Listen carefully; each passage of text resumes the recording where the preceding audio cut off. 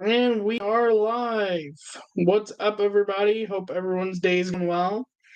Nothing wrong with that. Like, I'm going uh live later than usual this week. Just more MLB a new MLB the Show game dropped, and I got a late start to getting started on the game, and so I was like playing it all day, but still got a regular episode this week. We've got a lot to cover today. Between NFL, MLB, March Madness is officially starting. Baseball actually is starting. Whole lot coming up. And a whole lot to talk about. NFL went crazy this week with news. Even some suspicious activity, if you know what I mean.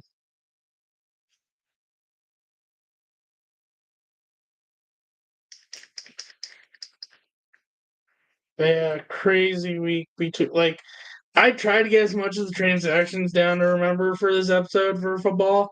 I could not get every single one of them. I did as much as I could, but was not able to get all of them. Just crazy how many transactions there were this week.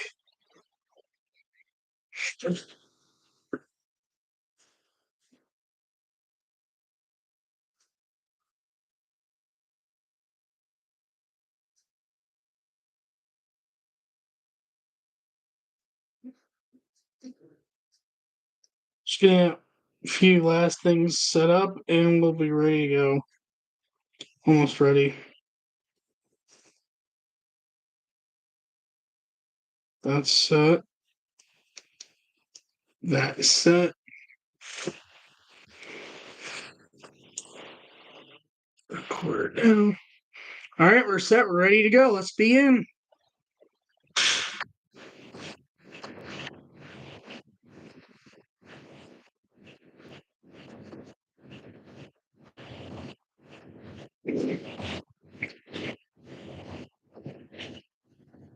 What's up, everybody? Welcome to this week's episode of Benny in the Booth podcast. On this week's episode, we've got a few MLB headlines that happened this week. We even got some rumors that flew in this week. We've got a whole bunch of NFL news this week, which basically NFL went crazy this week with moves between trades, signings, and then some, and even a little bit of a scandal, or maybe not scandal. And March Madness is officially about to begin this week, so I got predictions for that. Let's get right into it. What's up, everybody? Welcome back to episode 117 of Benny in the Booth podcast. Thank you so much for all the support to this point. I very much do appreciate it. It is a crazy week we have in front of us. Baseball officially has regular season games starting again this week. No, it's only for two teams because the Korea series is officially this week. March Madness starts this week. Football is in a crazy time with all of this transactions. That's like a page long, practically, if not more. Taking up my notes for this week.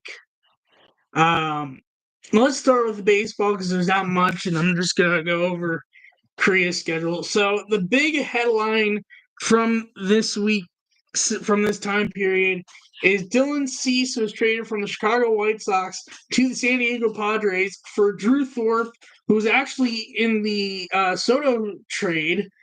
Now even going to get time with the Padres, and now it's ending up with the White Sox. Jairo Iriarte, who's a former Padres number 7 prospect, number 1/9 overall in MLB. Samuel, who's a right-handed pitcher, outfield prospect Samuel Zavala, number 12 in San Diego system, and right-handed pitcher Steven Wilson has been in and out of MLB for the last few years. This is crazy. Big move for San Diego. I don't know if it's going to put them in a contending window with how much they've shed of their roster, but we'll see how this plays out. This is a big move for them. I'm crazy to see the White Sox get rid of Cease, but it kind of wasn't coming with how they've been recently and how their season's looking. And the only other big headline for transactions that isn't a rumor, Michael A. Taylor signed with the Pittsburgh Pirates 1 year, $4 million deal. there were some rumors that were flying around this weekend. Blake Snell was possibly rumored to be in talks with Houston, especially since Houston's been having injuries to their own pitching staff between Framber and Justin Verlander.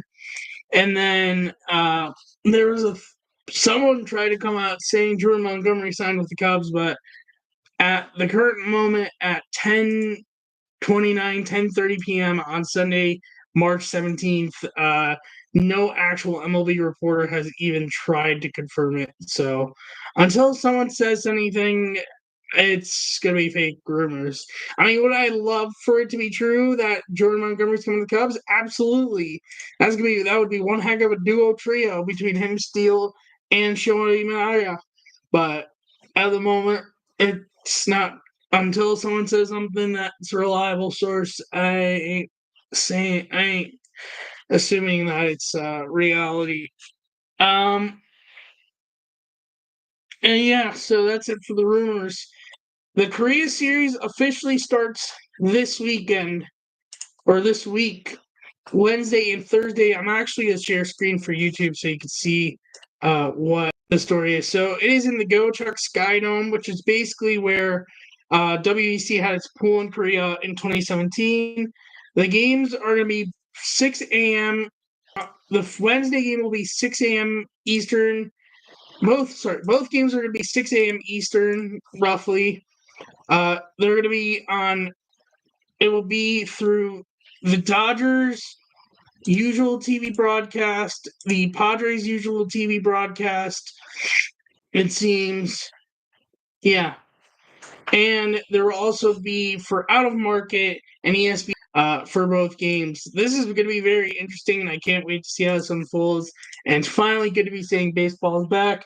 As you can see, if you're watching on YouTube, the pitching matchup for the first game on Wednesday is going to be Tyler Glasnow versus Yu Darvish, and the second game is going to be Joe Musgrove against Yoshinobu Yamamoto. Which honestly, I would have rather Yamamoto start the first game against Yu Darvish, Japan versus Japan pitcher, but I don't know. I'm not the Dodgers. I don't know what they're thinking.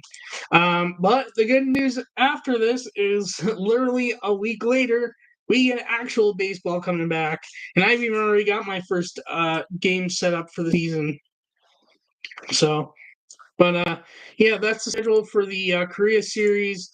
And we'll see how that plays out. I will be covering it on the podcast, being it is going to actually count towards the regular season, even though it's only 2 teams out of the 30 teams in Major League Baseball.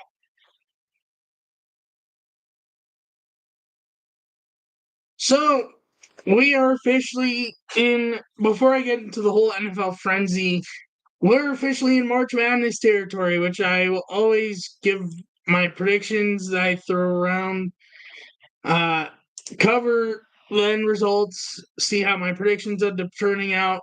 And, well, I have my predictions set. Now, a part of I filled it out for the ESPN men's tournament bracket challenge. They don't have her first 4, but I do have my first 4 predictions I put to the side. So the first 4 matchups are Wagner versus Howard. The winner takes on North Carolina, and they would be the 16th seed facing number 1 North Carolina. Which you can see here, I don't have any other than being North Carolina. The next one, well, there's also for the Midwest between Montana State and Grambling State facing Purdue. Winner faces Purdue. Virginia versus Colorado State. Winner faces Texas in the Midwest. And then in the South, we have Boise State versus Colorado, with the winner taking on Florida in the South. The pools this year, I forgot to take note of this.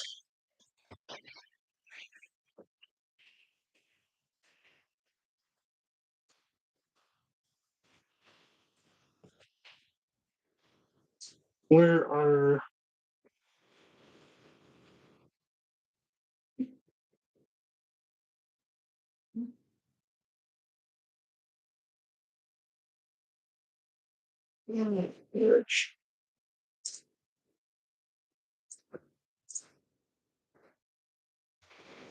Here we go.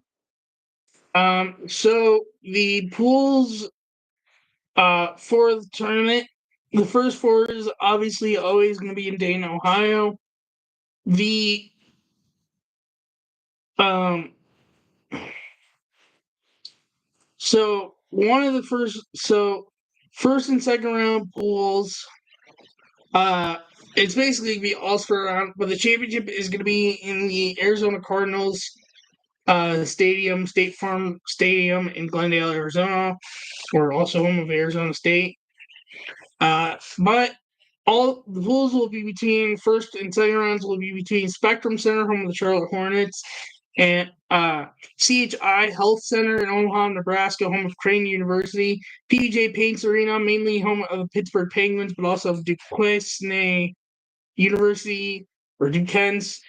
Delta Center in Salt Lake City, Utah, mainly the host of Utah Jazz, but also for University of Utah. Barclays Center in Brooklyn, New York, host of the Atlantic 10 Conference, but mainly for Brooklyn Nets. Cambridge Fieldhouse, who just hosted the NBA All-Star Game and is the home of the Indiana Pacers and IUPUI University in the Horizon League. FedEx Forum, home of the Memphis Grizzlies and University of Memphis, and Spokane's Veterans Memorial Arena in Spokane, Washington, home of the University of Idaho. That is for the first and second round. The regional semifinals and finals. East Regional is going to be in TD Garden, Boston, home of the Boston Celtics. West will be in Crypto.com Arena, home of the Lakers and Clippers. South will be in American Airlines Center in Dallas, Texas, home of the Dallas Mavericks. And Midwest will be in Little Caesars Arena in Detroit, Michigan, home of the Detroit Pistons primarily, and then the championship, of course, in St. Glendale, Arizona. So for my first four predictions, Wagner and Howard, I'm picking Howard. For Colorado versus Virginia, I'm picking Virginia. Colorado State versus Virginia, I'm picking Virginia. Colorado versus Boise State, I'm going with Colorado. And then Grambling State versus Montana, I am going with Grambling. I'll run through my predictions round by round through each of the pools, and I'll say which part I'm in for audio listeners. Starting off with the East portion, number 1 UConn against number 16 Stetson University. I am picking UConn. Number 8 FAU against number 9 Northwestern. I have number 8 Northwestern. Number 5 San Diego State versus number 12 UAB. I have San Diego State winning. Number 4 Auburn against number 13 Yale. I have Auburn. Number 6 BYU against Duquesne Queens. I have BYU. Number 3, Illinois against number 14, Morehead State. I have Illinois. Number 7, Washington State against number 10, Drake. I have 7, Washington State winning. And then one of my upsets I have here. Number 2, Iowa State against number 15, South Dakota State. I actually have upset of South Dakota State beating Iowa State. Honestly, it's like you never know what's going to be upset and what's going to be not. It's like you can flip a coin practically with March Madness. And I guess predict an upset. That is for the East. For the South, I'll move on to the South. Number 1, Houston against number 16, Longwood. I have Houston winning. Number 8, Nebraska against number 9, Texas A&M. I have Nebraska winning. Number 5, Wisconsin against number 12, James Madison. I have Wisconsin winning. Number 4, Duke against number 13, Vermont. I have Duke winning. Number 6, Texas Tech against number 11, NC State. I have Texas Tech winning. Number 3, Kentucky against number 14, Oakland. I have Kentucky winning. Number 7, Florida against Colorado. I have Florida winning, and then Marquette against number 2, Marquette against number 15, Western Kentucky. I have Marquette winning. That is for the South part of the bracket, first round of 64. West part, North Carolina against Howard. I have North Carolina winning. Mississippi State, number 8 against number 9, Michigan State. I have Michigan State winning. Number 5, St. Mary's against number 12, Grand Canyon. I have Grand Canyon pulling off an upset. Number 4, Alabama against number 13, Charleston. I have Alabama. 6, Clemson against number 11, New Mexico. I have Clemson. Number 3, Baylor against number 14, Colgate. I have Baylor. Number 7, Dayton against number 10, Nevada. I have Nevada. And number 2, Arizona against number 15, Long Beach State. I have Arizona. And then Midwest for the round of 64, I have Purdue over Grambling State, TCU over Utah State, Gonzaga over McNeese, Kansas over Samford, Oregon upsetting South Carolina, Akron upsetting Creighton, Texas over Virginia, and then Tennessee over St. Peter's. And basically, I'll just skip to the end at this point. I'll go through the rest of predictions by week. But skip to the end. I have my final matchup being between Illinois and Houston winning. We'll see how that bracket plays out. It could either be a good choice, it could be bad choices, and we'll see how it plays out as tournament starts this week.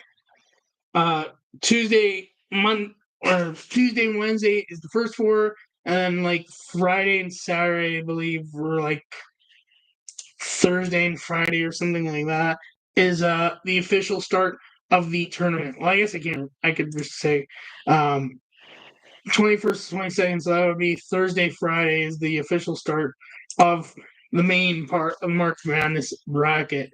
So that is March Madness. Now to the whole NFL chaos we had this week. There is so much to go over. Like, holy cow. Like, you know what? Honestly, I'll show you guys this whole. This is all, for YouTube. You'll be able to see this. This is all my notes just for football alone. Like a huge number of transactions I went down. I'm not going to go over all of them, even though I did write them all down. Honestly, not all of them are necessarily important. And I'm not gonna, but I'll go over like a whole bunch of key ones. Michael Pittman signing a 3-year extension with the Indianapolis Colts. He's gonna remain there, big piece for them to keep. Landon Dickerson signed an extension with the Eagles, 4 years for $84 million. Mitch Moore signed with the Jaguars, 2 years, $10.5 million. Russell Wilson signing with the Pittsburgh Steelers, where Denver's paying most of the 1-year contract, where the Steelers are only paying $1.2 million. Kendrick Bourne signing with the New England Patriots, 3 years, $33 million. Baker Mayfield re-signing with the Tampa Bay Buccaneers, 3 years, $100 million. DeAndre Swift signing with the Chicago Bears, 3 years, $24.5 million. Jordan Hicks signing with the Cleveland Browns, a linebacker, 2 years, $8 million. Running back Tony Pollard signing with Tennessee Titans, 3 years, $24 million. Deion Dawkins signing extension with the Bills, 3 years, $60.5 million. Greg Zuerlein staying with the Jets. Morstead also re-signed. Jonathan Grenard signing with the Vikings for 4 years. Chase McLaughlin re-signing with Tampa for 3 years. Christian Wilkins signing with the Raiders for 4 years. Gabe Davis going to Jacksonville for 3 years. Darnell Savage signing with the Jaguars for 3 years. Colby Parkinson, no. Will Lutz signing with the Jaguars for 3 years. Lloyd Cushenberry III signing with the Titans for 4 years. Kirk Cousins' new journey will go on with the Atlanta Falcons for 4 years. Saquon Barkley signing with division rival Philadelphia Eagles for 3 years, worth $37.75 million with $26 million guaranteed, but apparently possibly with tampering. Antonio Gibson signing with the New England Patriots, 3 years, $11.25 million. Andrew Van Ginkel signing with the Vikings, 2 years, $20 million. Minnesota native linebacker Blake Cashman signing with the Vikings, 3 years, $25.5 million. Gardner Minshew signing with the Raiders for 2 years. Josh Jacobs signing with the Packers for 4 years, which led to Aaron Jones being released and who actually went on to sign with the Vikings. Devin Duvernay signing with the Jaguars. Mike Ford signing with the Houston Texans. Geno Stone signing with the Cincinnati Bengals.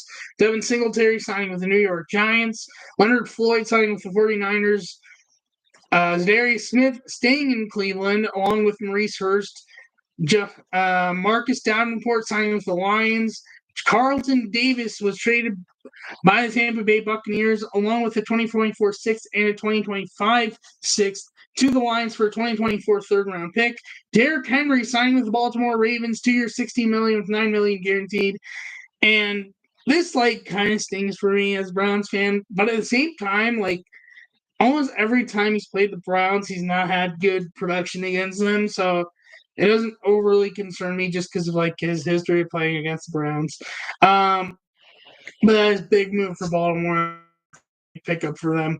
Panthers traded defensive end Brian Burns, while also Burns getting a 5-year deal worth $150 million with the New York Giants, with $87.5 million guaranteed for second and fifth round picks. Austin Eckler signing with the Commanders for 2 years. Gus Edwards signing with the Chiefs for 2 years, or someone for 2 years. Jordan Brooks signing with the Dolphins for 3 years. Jacoby